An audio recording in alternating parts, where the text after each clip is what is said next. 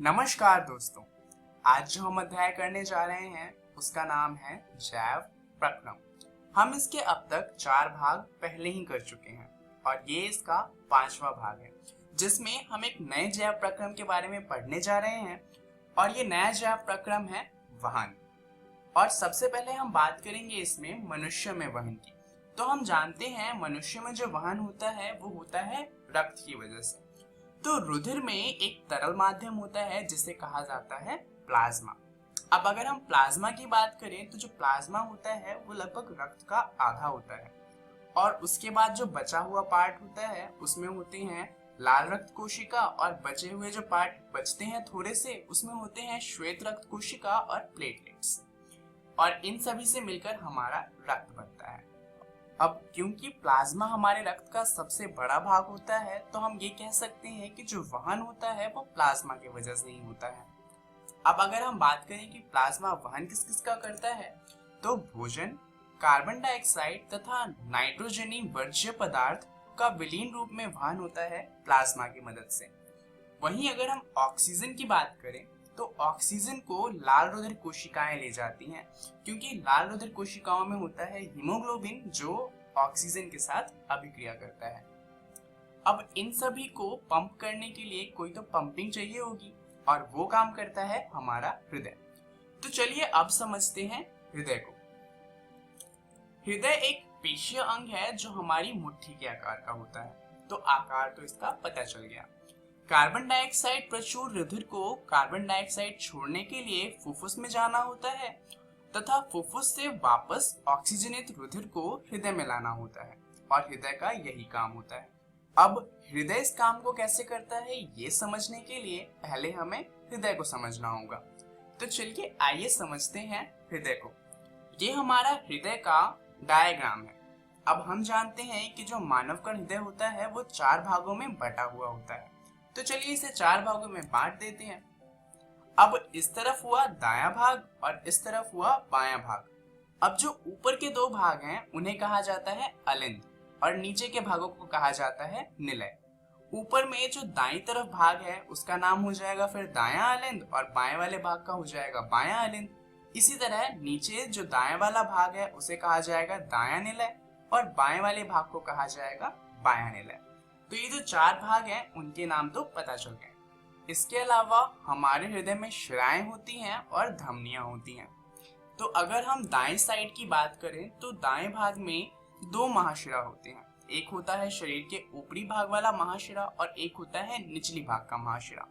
इससे जो रक्त होता है वो हमारे हृदय में आता है। और फिर हमारे पास होता है फुफ्फुस धमनियां, जिससे जो दाएं भाग में जो रक्त आया था वो हृदय से बाहर जाता है। अगर हम बाएं भाग की बात करें तो बाएं भाग में एक महाधनी होती है जिससे जो रक्त है वो बाहर जाता है, और फुफ्फुस सिराएं होती हैं जिससे रक्त दाएं भाग में आता है। इसके अलावा हृदय में होता है विभाजक जो दाएं भाग को बाएं भाग से अलग करता है। अब अगर परीक्षा में ये सवाल आता है कि हृदय के बारे में बताएं तो ये डायग्राम बनाने में ही हमें आधा घंटा लग जाएगा। तो ये डायग्राम बनाना तो थोड़ा कठिन है और इससे हमें ज्यादा समझ में भी नहीं आता कि हृदय में सारी चीजें हो किस तरीके से रही हैं। इसलिए हम हृदय का एक थोड़ा आसान सा डायग्राम बनाते हैं। ये हृदय का एक आसान डायग्राम है जहां पर आप हृदय के चारों भाग देख सकते हैं। ऊपर की तरफ लंग्स यानी कि हमारे फेफड़े हैं, और नीचे की तरफ बॉडी यानी कि हमारा शरीर और वहां पर मौजूद कोशिकाएं हैं। चलिए अब ये समझ में आ गया तो जल्दी से जान लेते हैं कि जो हमारा रक्त है वो हृदय में किस तरीके से बहता है। सबसे पहले क्या होता है कि जो हमारे लंग्स के पास जो रक्त है वो हमारे बाएं अलिंद में आता है। अब क्योंकि ये लंग्स से आया है इसका मतलब इसके अंदर ऑक्सीजन मौजूद होगी। अब ये ऑक्सीजन वाला जो रक्त है वो यहाँ से जाता है बाएं निलय के पास में, और बाएं निलय से होता हुआ ये जाता है हमारे शरीर के पास में। अब शरीर में जो कोशिकाएं हैं वो इस ऑक्सीजन का इस्तेमाल कर लेती हैं और कार्बन डाइऑक्साइड बनता है। तो अब जो हमारा रक्त है उसके अंदर कार्बन डाइऑक्साइड है और ऑक्सीजन इस्तेमाल हो चुकी है। तो ये जो कार्बन डाइऑक्साइड वाला ब्लड है यानी कि कार्बन डाइऑक्साइड वाला रक्त ये जाता है दाएं अलिंद के पास में, और दाएं अलिंद से ये जाता है दाएं निलय के पास में। और दाएं निलय से ये वापस चला जाता है लंग्स के पास में, जहां इसमें फिर से वापस ऑक्सीजन मिल जाती है और कार्बन डाइऑक्साइड इससे अलग हो जाता है। तो ये है मानव हृदय का व्यवसात्मक काट दृश्य। तो हृदय का इस तरह का काट दृश्य जो होता है वो हमारी मदद करता है ऑक्सीजन तथा कार्बन डाइऑक्साइड के परिवहन को आसानी से समझाने में, और इसे कहा जाता है ऑक्सीजन तथा कार्बन डाइऑक्साइड के परिवहन तथा विनिमय का व्यवसात्मक निरूपण। अब चलिए एक चीज रह गई है हमारे हृदय में समझना, वो है वाल्व। चलिए जानते हैं कि आखिर वाल्व का काम क्या होता है। जैसा कि हम जानते हैं हमारे हृदय में 4 भाग होते हैं और इन चारों भागों में हमेशा जो रक्त है वो आता रहता है और जाता रहता है। अब ये भी तो हो सकता है कि रक्त जहां से आया था और उसे जहां जाना था उसकी जगह वो जहां से आया था वापस वहीं चला जाए। तो इस चीज को रोकने के लिए जो हमारा हृदय है उसके अंदर वाल्व होते हैं, और जब अलिंद या निलय संकुचित होते हैं तो वाल्व उल्टी दिशा में रुधिर प्रवाह को रोकना सुनिश्चित करते हैं। तो ये काम होता है वाल्व का। चलिए हृदय से जुड़ी कुछ और बातें जान लेते हैं। जो रुधिर वाहिकाएं होती हैं ये भित्ति के विरुद्ध दाब लगाती हैं और इसे कहा जाता है रक्तदाब। आपने ये मशीन तो देखी ही होगी। इसका इस्तेमाल होता है ये नापने के लिए कि रक्तदाब कितना है। अब यह जो रक्तदाब होता है ये शिराओं की अपेक्षा धमनियों में बहुत अधिक होता है। ऐसा इसलिए होता है क्योंकि धमनियों से जो रक्त है वो पूरे शरीर में पहुंचाना होता है और इसीलिए इनका दाब बहुत ज्यादा होना जरूरी होता है। और इसीलिए जो धमनियां होती हैं वो शिराओं की अपेक्षा ज्यादा मोटी होती है, क्योंकि अगर वो ज्यादा मोटी नहीं होगी तो ज्यादा दाब के कारण वो फट सकती हैं। ये जो दाब होते हैं इन्हें नाम भी दिए गए हैं। चलिए जान लेते हैं कि वो नाम क्या है। जब निलय प्रंकुचन होता है उस समय जो दाब लगता है उसे कहा जाता है प्रंकुचन दाब, और जब निलय अनुस्थलन होता है उस समय जो दाब लगता है उसे कहा जाता है अनुस्थलन। चलिए अब जानते हैं प्लेटलेट्स के द्वारा अनुरक्षण का। दरअसल प्लेटलेट्स जो होती हैं वो हमारे रक्त में WBC, RBC और प्लाज्मा के अलावा चौथी चीज है, और इसका काम होता है थक्का बनाना। दरअसल कई बार क्या होता है कि हमें चोट लग जाती है और उससे क्या होता है कि रक्त बहने लग जाता है, तो उसे रोकना जरूरी है।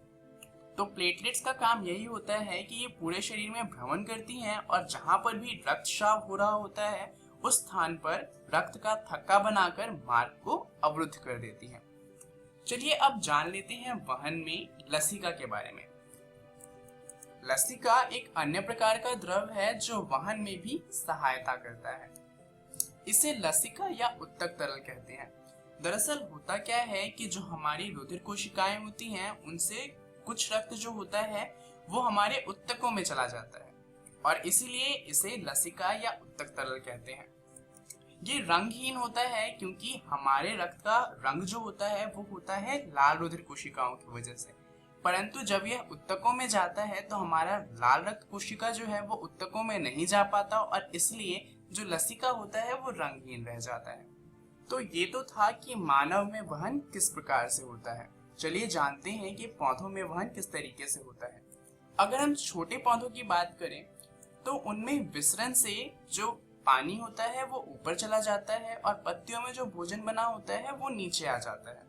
परंतु अगर हम बड़े पेड़ों की बात करें तो अगर पेड़ों के बड़े होने के कारण पत्तियों और जड़ों में दूरी बढ़ जाती है तो पत्तियों में कच्ची सामग्री तथा जड़ों में ऊर्जा उपलब्ध कराने के लिए विसरण प्रक्रम पर्याप्त नहीं होगा और पौधों को एक नया तरीका ढूंढना होगा इस प्रक्रम को जारी रखने के लिए।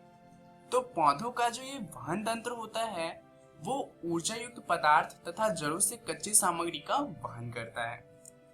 अब ये जो दो पथ हैं, एक तो जो हमारा जड़ों से कच्ची सामग्री पत्तियों तक पहुंचाना है और दूसरा जो पत्तियों में भोजन बना है वो जड़ों तक पहुंचाना है। ये दो पथ आपस में स्वतंत्र होते हैं और संगठित चालन नलिकाओं से निर्मित होते हैं। तो चलिए इनके बारे में थोड़ा जानते हैं।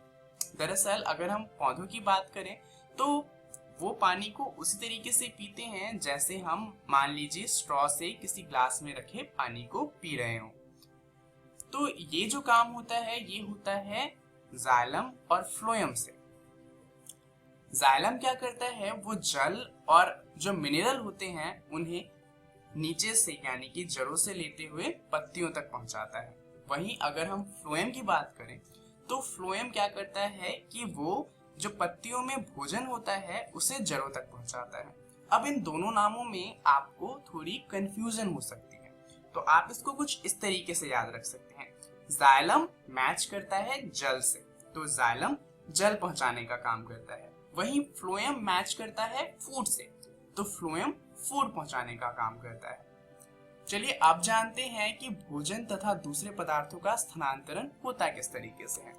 दरअसल फ्लोएम द्वारा जो स्थानांतरण होता है वो ऊर्जा के उपयोग से पूरा होता है, ये अपने आप नहीं हो सकता, और इसलिए पदार्थ फ्लोएम उत्तकों में एटीपी से प्राप्त ऊर्जा से स्थानांतरित होते हैं। जैसा कि हम जानते हैं जो जितने भी काम हमें करने होते हैं वो कोशिका एटीपी की मदद से करती है, और इसीलिए जो फ्लोएम उत्तकों में ये जो स्थानांतरण होता है इसके लिए भी एटीपी से ही ऊर्जा ली जाती है। तो चलिए जानते हैं इस भाग में हमने क्या जाना। इस भाग में हमने जाना वहन के बारे में। तो इसके बारे में आप और अच्छे से पढ़िएगा अपनी एनसीईआरटी के बुक के जैव प्रक्रम वाले अध्याय में। और इसके अंदर आपको पढ़ना क्या है, आपको पढ़ना है वहन, उसके बाद आपको पढ़ना है मानव में वहन, और उसके बाद पढ़ना है पादपों में परिवहन। अगली वीडियो हमारे इस अध्याय की आखिरी वीडियो होगी, जिसके अंदर हम लास्ट जैव प्रक्रम की बात करेंगे जो है उत्सर्जन। इस वीडियो के लिए इतना ही, धन्यवाद।